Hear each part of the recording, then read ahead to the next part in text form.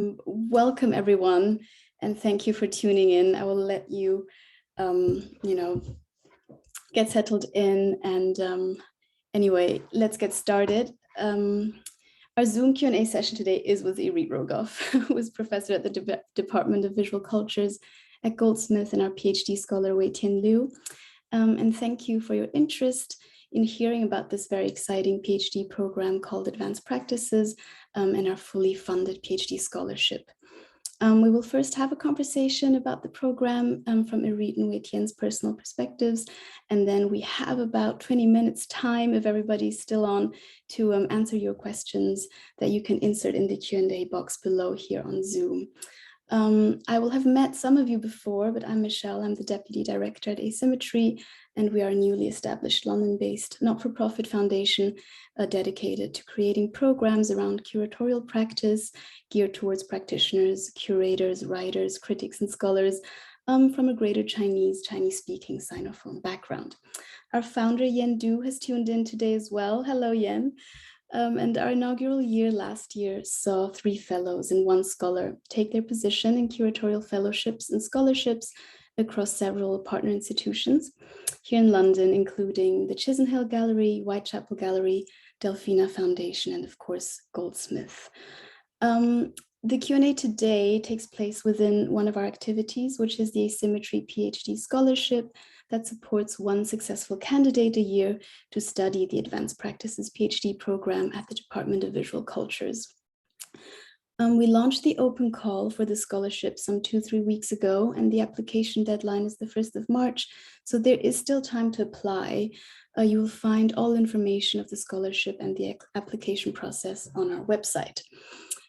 Besides our ongoing programs, we will be announcing some new initiatives very soon as well, so please stay tuned.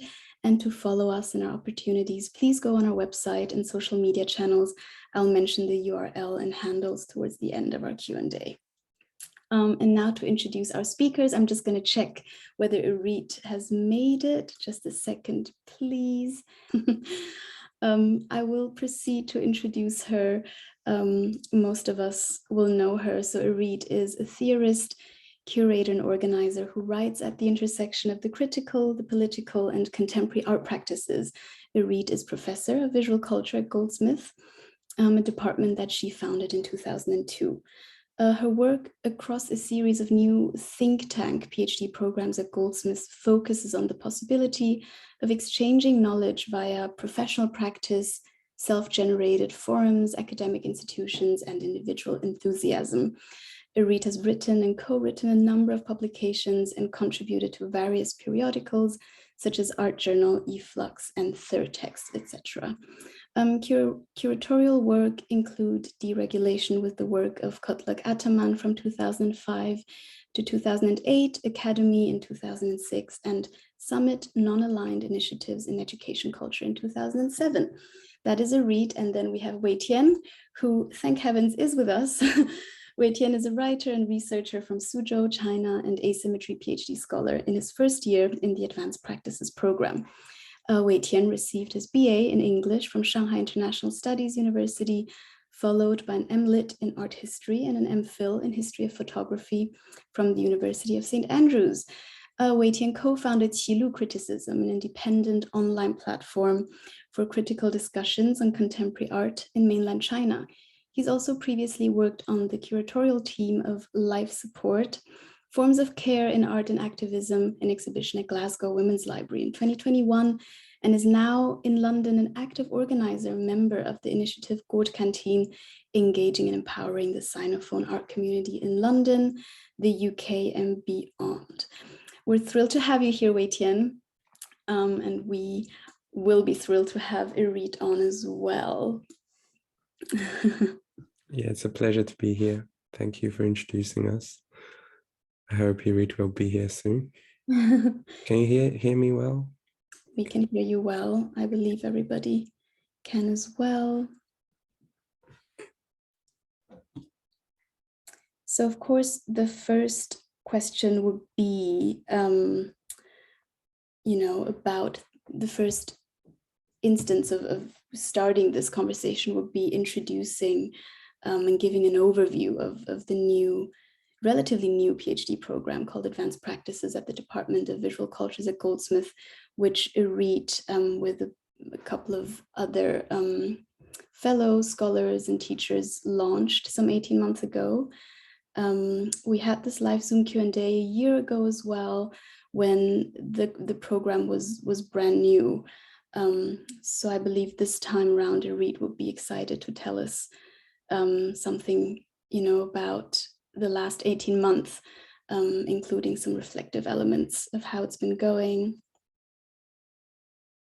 But in the meantime, Weitian, maybe you can tell us a bit about the 4 or 5 months that you've been in London already and how it's been for you. Yeah, I joined the Advanced Practices program in October last year. So it's been 4 or 5 months. And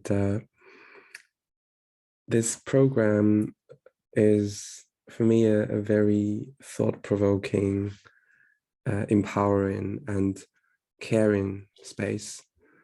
And because Irit will tell you later on, we have these quite intense seminars 6 times a year, and each one lasts, I think, a week, 4 days a week. So the seminars I've attended since I joined the program are concerned with methodology, as well as fundamental questions such as what is practice, what is research, what is study. And these questions really inform my own thinking in many ways. They also help me rethink and unlearn some of the assumptions that used to underpin my understanding of knowledge and art. It feels like there's a Chinese saying, 打通了任督二脉, which means literally means the passages and channels through which energy circulates within the body have been opened up. So generally it feels very liberating. And I also appreciate the fact that we have a collective project within the Advanced Practice program, which Irit will also introduce later. It's called Practice Lab. It is a space where doctoral and MRes students work together on something that we feel is urgent, important, and relevant to our own research and practice. So in that sense, a PhD journal here at Goldsmiths, or at least in the visual culture department, is not really a journey in solitude, but rather it's quite the opposite. And I do know that it's a rare case to be able to work together in a caring and supportive environment. As part of the PhD program is very empowering, because people in the program come from diverse backgrounds, and I think we learn as much from each other as from the seminars, readings, lectures, and talks. And actually, well, because our focus is advanced practices today, but I'd also like to mention like other projects and programs within our department. So there's research architecture, and there's also visual cultures, which is another PhD program in itself. But because I'm based in London, I get to attend. It's more like to audit their program, their seminars and lectures. So there's always something exciting happening in the department.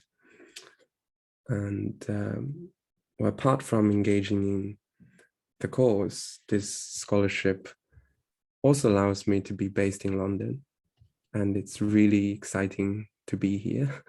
The city is full of interesting cultural events, exhibitions, talks, all kinds of things. And there are lots of opportunities to meet people I want to work with. There's a dynamic that allows me to make things happen. And more importantly, I think I learn, I get to learn a lot from the city and from the people of the city. And in doing so, I'm also gradually finding my own position in the city as an international student, as a Chinese scholar, as a resident, as someone who writes about contemporary art. And this has led me to collaborate with a few friends on this project. Michèle just mentioned Good Canteen. It's a very young project. And this is basically an initiative to explore and engage the Chinese-speaking art community in the UK and beyond. Well, this is something that's not directly related to my PhD, but it's definitely something I'm passionate about. Yeah, maybe it's also worth mentioning another aspect of moving to London, which is, I think, very important, which is at this moment, moving to London means it's relatively difficult for me to travel back to China to do any field work.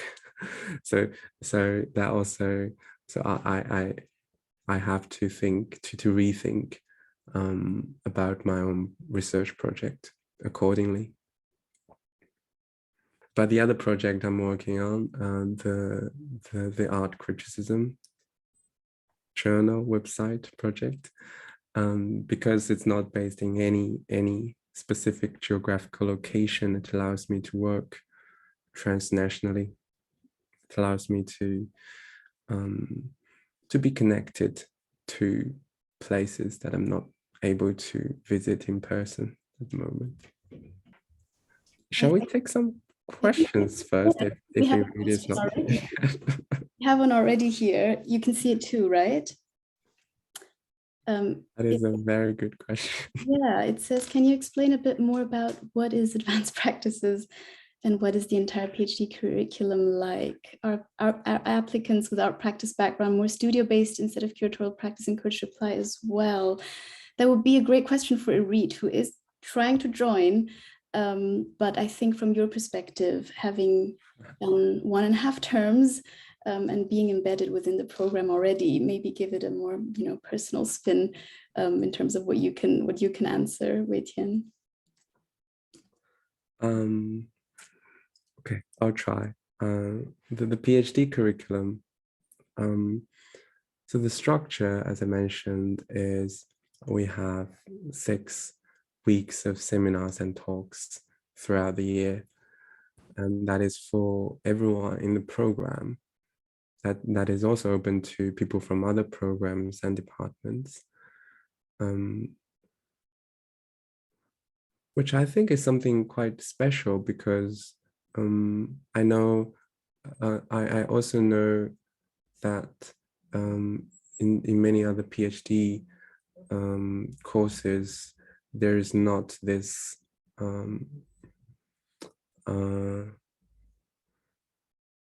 main body of this really central space where all people from the department would come together regularly to discuss things. This, in many cases, would be like an optional activity in some other departments, but in our department, it is in our program, Advanced Practices, this is quite key. And I think the very first seminar we had since I joined, which took place in October last year, was we invited Stefano Hani, who co-authored The Undercommons with Fred Moten, and their latest book, All Incomplete, was the topic of his talk. And in addition to the guest speaker, we spent the rest of the week talking about the idea of singularity and practice and research. And I think for me, as someone who just joined the program, spending a very intensive week together with fellow students is well, thinking back now, I think it's really important, because it kind of establishes a connection between us, among us, so that we are ready to work with each other collaboratively, so that we are not just individual PhD students working on our own projects, but rather really a collective that is always thinking with each other and thinking together. Just to jump in here, I agree that having worked with Irit for 1.5 years now, and also collaborating in this PhD scholarship, what makes the program so special is that it is pushing the boundaries of around the terms of what entails curatorial practice and curation and contemporary culture and contemporary art as well, or visual culture.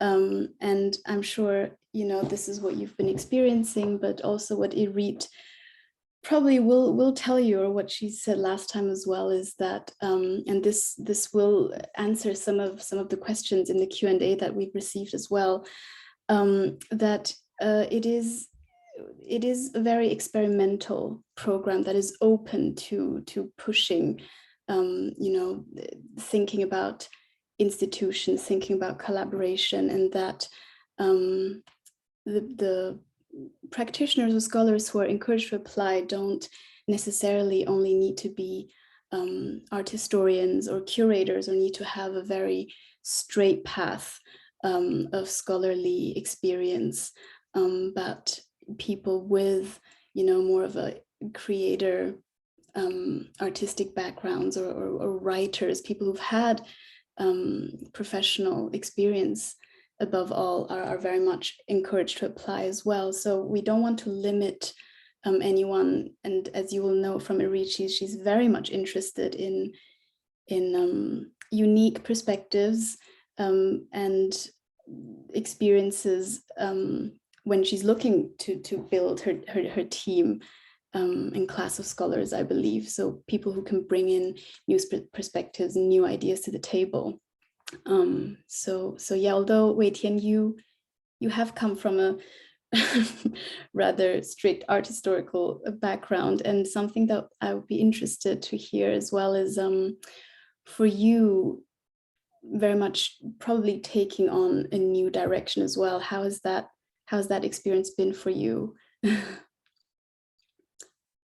From a more, possibly I can imagine textbook based learning to very much, no boundaries in terms of academic exploration.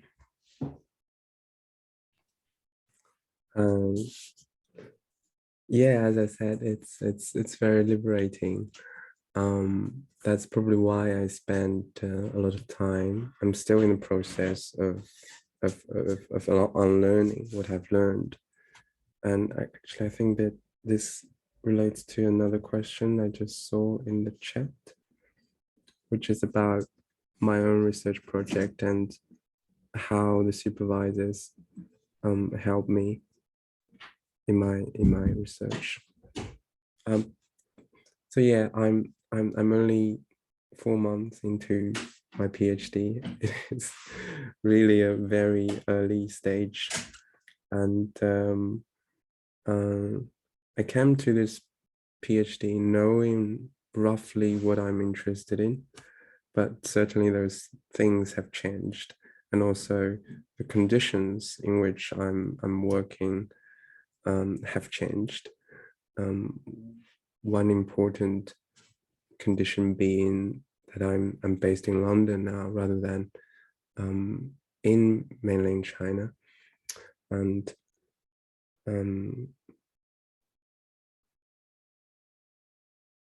the transition from a more traditional art historical background to visual culture and advanced practices is, I think, interestingly, something that I think Irit also experienced when she founded this department many years ago, because she also had a background in art history, which she kind of broke with later on.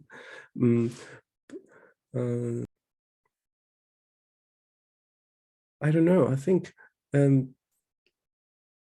even when I was doing my research as a master's student in art history and history of photography, I was interested in those aspects that are quite marginal in the field, in the discipline, and somehow in this department, in the department of visual culture, I realize I'm joined by people who also had the same feeling. And if you look at the people we invite to give a talk in our department, they are also people who are quite dissatisfied with their own discipline, and people who want to go beyond the discipline boundaries. And I think in that sense, maybe it doesn't really matter exactly how you were trained, or where you studied, or what have you done. It's the path that you've chosen to take that really matters. And visual cultures, or the visual cultures department, I mean, is really quite a special place, because you can't really position it or measure it according to the existing standards and metrics for evaluating the output and quality of teaching and study. Perhaps because this department is just trying to avoid that. And in order to do that, it cannot give a clear definition of what it is, in the same way that other disciplines would define themselves. So, okay, does that answer your question? Hi, Irit. I'm so terribly sorry about all this. My computer went mad this morning. First of all, welcome, Irit. We're so glad you're here. We can launch. Thank you, everyone. I was able to hear you. You couldn't hear me or see me. So I think I heard a little bit of what Weitian was saying. And thank you, Weitian, for holding the fort. Much appreciated. So maybe I start off very briefly. So I'm going to do this more condensed than I would choose to. But essentially, this is a program that's responding to a series of changing conditions, both in the world of art and culture and within the academic environment. And the changes are that, and I'm sure you're familiar with all of this, the changes are that there's been a kind of huge proliferation of research-based practice. in very many manifestations of kind of creative practices, but also in the actual structural running of the world of culture. And so what used to be, finished products, such as artworks or performances, has to a very large extent mutated to allowing kind of viewers and participants to enter the processes of the making. And this is one of the things that we really wanted to think about. How is practice changed when it's not judged simply by its end products? When the processes are not just as important, but also just as much exposed as are the end products. When it's clear that research, which used to be something that was done in advance of the main event being exposing or performing, when research has now become the main event itself. And that's sort of has produced a whole set of really complicated questions that we're trying to think about. One of them is a really expanded understanding of practice. So if practice was making things and doing things in a very concrete and material way, practice is now expanded on the one hand to kind of social and cultural organizing, on the other to writing fictions or producing fictions, to organizing culturally, socially, politically, to kind of creating fictional archives, to invention, and not invention in terms of the final product, imaginative invention, but invention in the sense of how to approach work. A kind of invention of the actual processes of working and researching, and then what happened, which I think surprised everyone, was if the art world had emulated arts and humanities research and scientific research in many cases in terms of its processes and protocols, we suddenly found the exact opposite, that the arts and humanities and the sciences, to our great surprise, have started learning from research in the arts because of its speculative nature, its freedoms, the way in which it could invent contexts for itself rather than be dictated. So this is a huge sea change, because the world of research, as I knew it, coming up in the academy, was either pure research or it was applied research. But the kind of speculative, inventive, recontextualized research that we're seeing emerge now through the arts and cultural practices is very, very new. So this is the general arena that our program is responding to. Michèle said at the beginning of her introduction that things have changed in the actual doing. And so we're now 18 months old. We've kind of in the middle of our second year.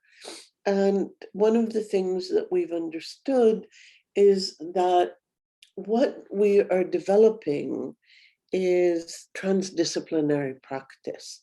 And so initially we thought, okay, this is a kind of meeting ground for, making and researching, inventing and researching. But now what we're understanding is that this is putting into actual play the very notion of a transdisciplinary process, so that it's not something that we talk about, we're not objectifying it, we're not distancing ourselves from it, but we are in the absolute middle of it. And Weitian mentioned in the bits that I managed to catch between my desperate attempts to turn on cameras and so on, Weitian mentioned that we had our first seminar this year with Stefano Harney. And one of the sort of most important things we've learned from Harney and Moten is the notion of fugitive study. And fugitive study is study that isn't, whose place in the world is not dictated. It's like the way in which water finds its own level. This is study that finds any kind of space in which it can practice itself. And so what we've understood is that a program, a curriculum, a set of events are in essence setting up the platform on which people will find their own way of study, right? So we're not kind of over dictating and overthinking, oh, they need to know this and they need to know that, and it's our responsibility to put it all together. Our responsibility is in a way to map out the potential field and for people to then find their location within it. So as Weitian said, we're what's the university calls a distance learning program, which means that people don't have to be in residence for the whole year. But of course, it's a much preferable situation if they're able to be, because that means that they have access to the many different programs, both in the department, outside the department at Goldsmiths. And actually tonight at 5 o'clock GMT, and Weitian can share the link with you, we have a public program of lectures which are currently mostly online. They take place on Thursdays between 5 and 7 GMT.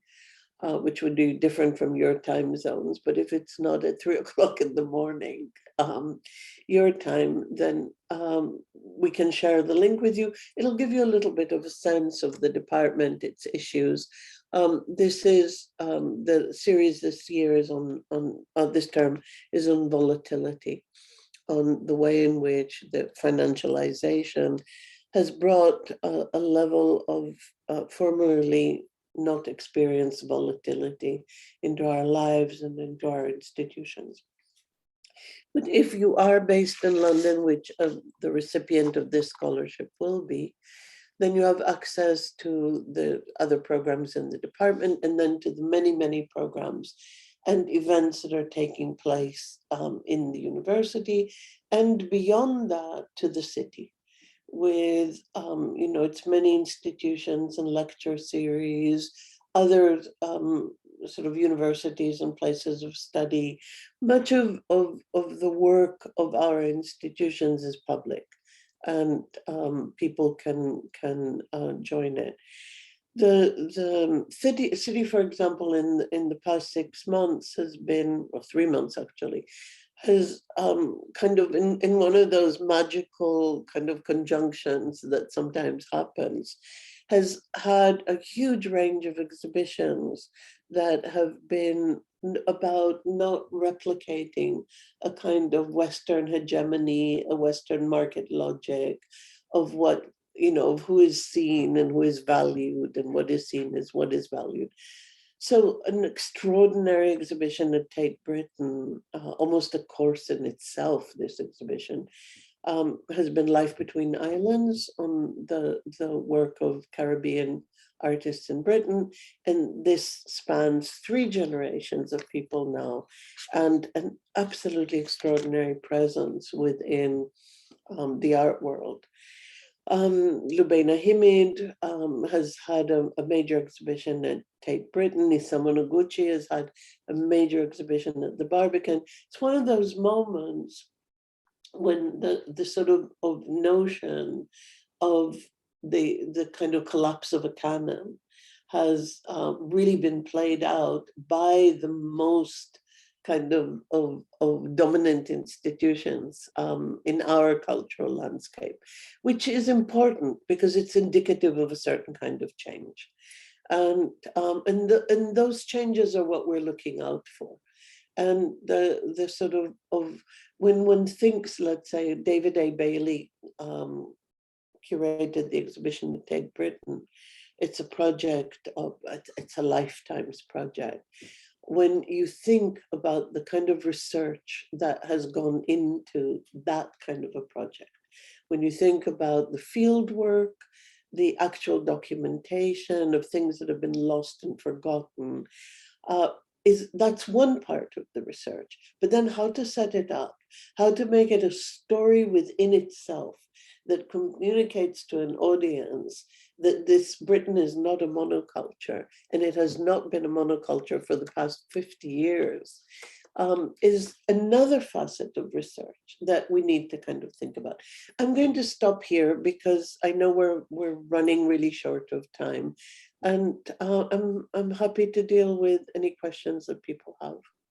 Yeah, I think thank you so much, Irit. I think together with the great introduction by Weitian, and of course all the really seminal information that you've just given, Irit, hopefully our audience can puzzle and picture together, which basically was all the questions we've had today for our two speakers. So with the remaining 15-20 minutes, let's get stuck into the Q&A from our audiences. We have a lot of questions, which is great, and Irit and Weitian, if you click onto the Q&A, you will see them as well. Where is the Q&A? I see on the below right hand side, exactly. So let's pick some. Okay, so maybe everything that's technical, which I think is not what we should be spending our time on, is indicated by the online application at Goldsmiths. And so there's questions about IELTS, etc. Everything is indicated. You need an IELTS score of 7 in order to be accepted to the program. You need a CV, a personal statement, a research proposal. It's very similar to, then we have interviews, either individual interviews or small group interviews that I hold on Zoom, which is normally working. And that's a place to kind of talk about your own research project and ask what kind of support, what kind of interest we might be able to give it.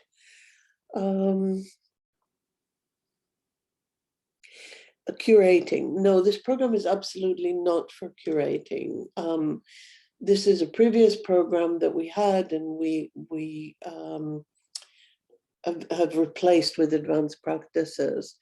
The advanced practices program has brought together curators, artists, scholars, choreographers, performers, theorists. So it really is practice across the board and not curators.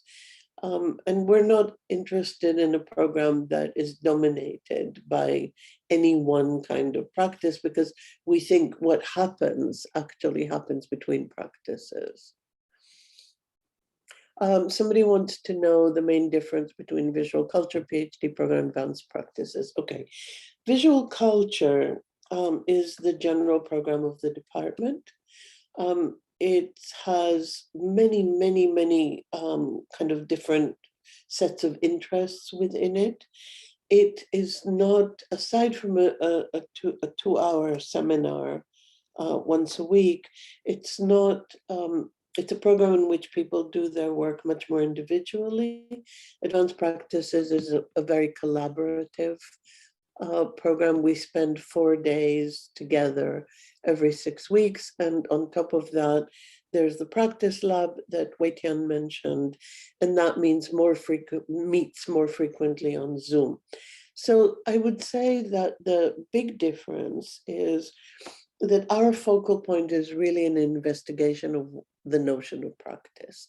And what is this emergent new model of transdisciplinary practice that is coming up now and is preoccupying so many of us?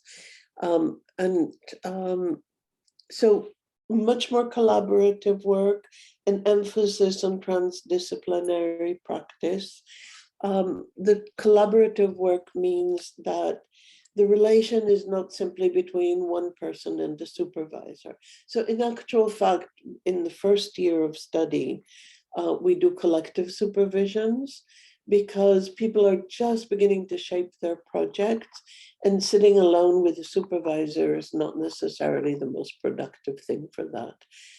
Having a broader conversation with a supervisor and a group of peers within the program tends to be much more productive. It opens up the project rather than corrects the project, if that makes any sense to you. And so those are the differences.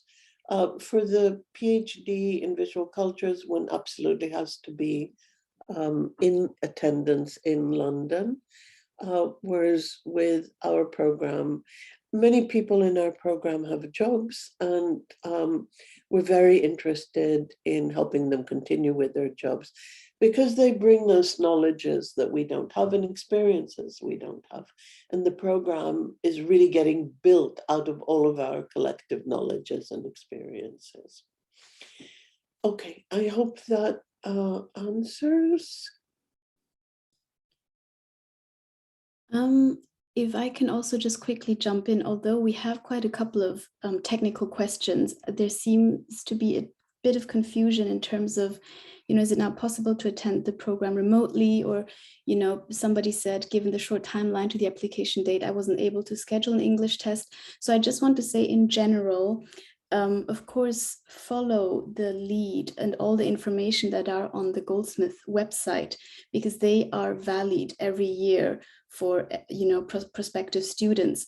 However, if you're interested to apply to this PhD program through our scholarship, then there are certain things that need to be respected as well. So as we said before, it is more of a flexible way of pursuing a PhD. However, because our scholarship is fully funded, it will only be fully funded to a certain extent where we think it benefits the scholar the most if they are based in London. So that is something that you need to sort of find out yourself whether that is something that you want to do. And then the other thing with the English test, I believe the information have always been on Goldsmith's website. So that is again separate from the requirements for scholarship, because we're just copying what Goldsmith is. Yeah, I think we need to. So first of all, to the question of residence, obviously, residence allows the person to get as much more out of the program, out of the institution, and out of the city. So the sort of in terms of benefiting one's education, of course, residence is much preferable. In the program, we have many people who are based in Europe and are working in Europe. And for them, the low residence is very helpful because they can come and go. This particular scholarship, the Asymmetry scholarship, is meant absolutely for full residence in the UK and full attendance at Goldsmiths, which, as I say, is very beneficial. Now, you have to think about this as two separate applications. There's the application to Asymmetry, which the Faculty of Advanced Practices is very involved in, and we help as part of the selection. We go through the applications, we help with the selection. And there's the application to Goldsmiths. The application to Goldsmiths is where you need to upload eventually transcripts of previous study, IELTS score, the research proposal, the CV, etc. But our application deadline for the department, or for the program, is much later. And so initially, the first thing would be to apply to Asymmetry if you're interested. Look very carefully, both through the website that Weitian has forwarded to you and through the web pages at Goldsmiths and the application at Goldsmiths, so that you understand what's involved. You need to contact referees, I think, for both applications, right? For Asymmetry, and you can use the same referees for both of them. So I think instead of worrying about deadlines and so on, focus first on the asymmetry application and start doing an application online. You don't necessarily have to finish it at this stage. You can finish it in April or May. So I hope that answers some of these questions. There's somebody who's asked whether they have to be a Chinese national. Yes, that is a very popular question that we always have, because of course, Asymmetry being a program geared towards people from a greater Chinese background. So the answer is no. So you don't need to have a Chinese passport, because this program specifically is geared towards people from greater China, which of course includes mainland China, but also Hong Kong, Macau, and Taiwan. However, we don't want to be limited by passport nationality. So for example, like me, if you're half Chinese, which does not allow me to have a Chinese passport personally, but if you are to any extent connected heritage-wise, background-wise with Greater China, then you're eligible to apply. And I hope that answers the question. We are working, because we are also relatively new, so this is basically the core group that our initiatives are geared towards, but hopefully in the future we are moving towards developing and opening up our programs towards other people as well. Yeah. Okay, let's just look. There's one question there are two questions. One is about research-based art project. These are not research-based art projects. This is practice-based research, which is very, very different. So it's not art projects that have kind of that reflect certain kind of research processes. We start with an issue, a problem, a thematic, and then we begin to explore it in as many ways as possible in order to test it out against different ways of knowing. We're very much preoccupied with the notion of the experience of knowledge. Knowledge is not something that you master and then it sits there quietly and does what you tell it to do. Knowledge is a form of experience, and we're interested in giving shape and form to the experience of knowledge. So this is very different from a research-based art project that ends up in an art submission. Now, the PhD itself can take any format that you're interested in. It can be a purely theoretical written PhD. It can be practice-based research, to whatever degree we decide is appropriate for the thematic that you've decided you want to be involved with. So to a certain extent, we invent the format of each PhD with each student. The British system has quite a lot of leeway in terms of what is submitted, who can examine it, and so on. So we're fairly self-determining. Every PhD has to have a serious written component. That is part of London University's criteria for awarding a PhD. Somebody else was asking, they said that they've not been in academia for some time, background in fine art, anthropology, study of plants. I think, if the project is knowledge-based, right? If the project kind of takes up different bodies of knowledge and the way in which it can be represented, that's really all we're looking for. And not being in part of university life for the past 5 years is of no importance. I have no doubt that you've been doing interesting, different things during that time. What else is there? Anybody else?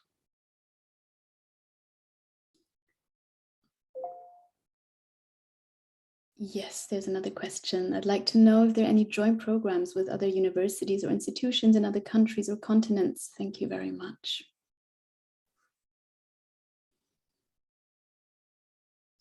Sorry, I'm not seeing this question in the chat. It is Oh, it's in chat, not in the Q&A. Exactly. Okay.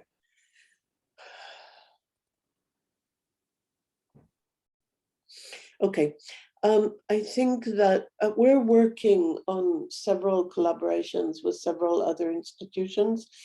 It's a little bit complicated in the sense that we're trying to work out what we ourselves are doing, and it's not always legible to other institutions.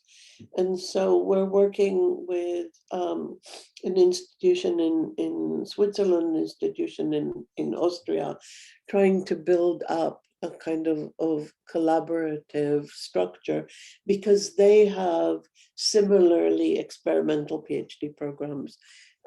Not quite in our field, but it's the methodology that we're interested in more than the materials.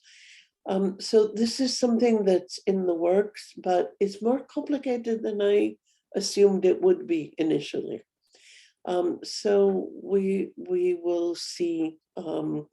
Right now we're planning a joint trip to Georgia with a program in Melbourne, Australia, in September. So we're trying out different programs and different institutions to see whether we'll have much to contribute to one another. Somebody else.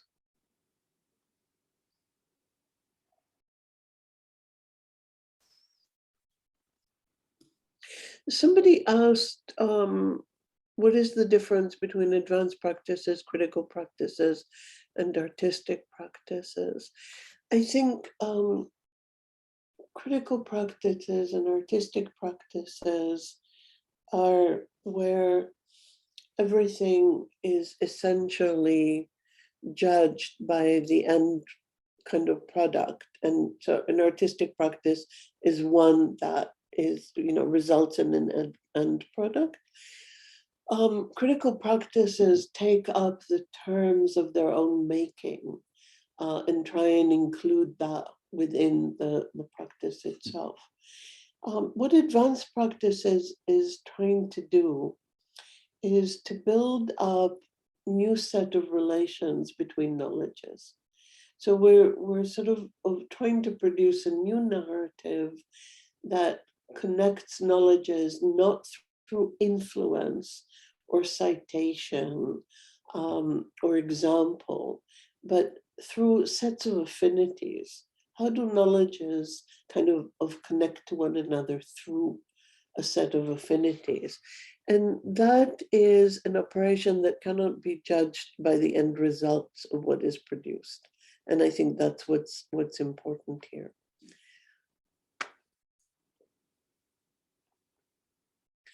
Then somebody says, I will be a postgraduate student, Goldsmiths and MFA Fine Art program. Could I apply to this program in Goldsmiths afterwards? We can't predict whether you will want to continue studying afterwards. So, but if the program is there, then I'm sure you could apply. In the Q&A, we also, as always, have a question that is visa related.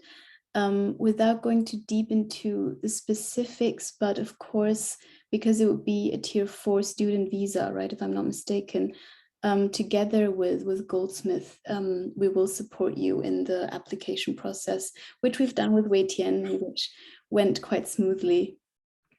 Weitian, do you want to say something about the visa application process? Yeah, it is a very long process. You have to be patient, and you have to, I think, start researching and start learning what you need to be prepared for the materials you'll be asked to provide for potential visa application. Yeah, I think it's a really good idea to research and understand what supporting materials you'll need to submit. You're also supported by the Goldsmiths Immigration Office and by asymmetry. So asymmetry guarantees for the visa application the funds that are required to be in place in order to receive the visa. Goldsmiths goes through the visa requirements from the institution, so being a full-time student, being in residence, etc., etc. And and you are in charge of providing the sort of basic information plus any transcripts and documentation that you need to do. Weitian, it took a few months. Is that what it takes from beginning of the application process? Yeah, at least 2 months, I think. But I'm happy to share my experience with the I think candidate. we need to give it at least 3 months in order to be sure that somebody gets their visa in time for the start of the next academic year, I would say. Yes, and also I think visa application is really a case-by-case thing. We can't assume that people are holding a passport from mainland China. So it really varies from people to person. Somebody says, I'd like to confirm whether my understanding is right. The proposal should not include design of artwork, but is knowledge-based and theoretical experimentation. Okay. This is the application for asymmetry, I presume. What you need for the asymmetry application is to make clear by all means available what the issue, the sort of problem, the trajectory that you want to research is. And then any combination of materials that support that kind of project. There's not a formula of how you apply for things. You apply for things through the logic of the issue that you're trying to work on, and what kind of materials come together best in order to explore that. What you feel you already have at your disposal in terms of knowledge, what you feel you need to still learn. Obviously, we're interested in people who want to learn more, want to open up their world further. We're not a studio-based arts program, right? That's something that you will find in the art department. So our work is theoretically and conceptually driven, but it very often takes the form of practice.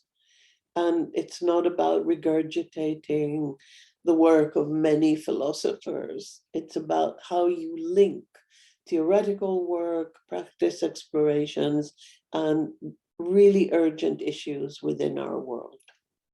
From my side, to conclude, and then we can decide, Weitian or Irit, if you have any last words, but just to quickly give everyone a timeline, because we've just mentioned the visa application process that will take approximately 2 months, but as mentioned, the application deadline for the scholarship, so through Asymmetry's channels, will be the 1st of March. So there's still a bit of time to apply, but please be mindful of the deadline. And then we will start our selection process in March as well, jointly shortlist and select interviewees, which are also likely to take place in March, with the candidate being selected in April and then invited to formally apply to the Goldsmiths channels. So in April, you will know whether you've got in or not. And then that makes April, May, June, July, August, September, almost half a year to prepare your arrival in London, just as a context for everyone in terms of timing.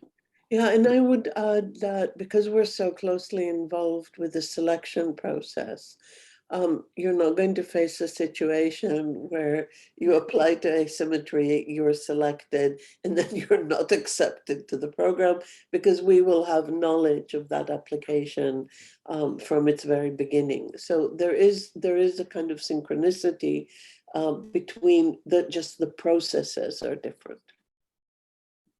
Absolutely. In that case, I think we've answered most of the questions. Weitian, Irit, do we have any last comments before we conclude?